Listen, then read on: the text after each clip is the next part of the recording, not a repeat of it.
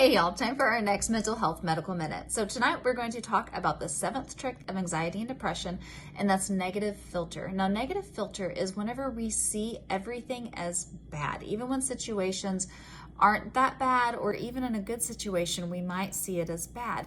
An example of this is somebody cooking a meal for you and maybe it's not what you were wanting or what you were hoping for, so you feel upset about it because you feel forced to have to eat that meal, or just feel like you've been forced to miss out on what you wanted, when in fact we could just be thankful that somebody cooked for us and be happy in that moment and look at the blessings in it. So negative filters can cause harm to us in a few different ways. One is that it kind of tends to build up on us. So the more times that even the little things that we notice and we don't see a good in it, it kind of just builds up in our subconscious.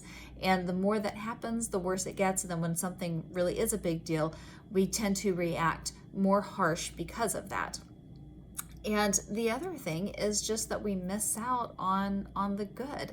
So the eye sees what the mind perceives. And if we change our thinking, then we can change the way that we see things.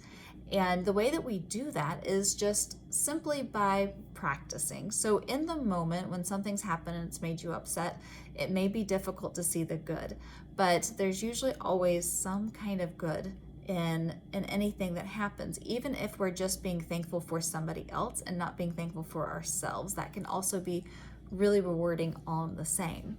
So the more that we practice that, the more we change that negative filter into a positive one, the more we see positive things. And it's kind of like using a different filter on your phone. So whenever we use a certain filter, it highlights certain areas more than others. And when we put that filter, we use that filter on everything, it applies to everything that we see.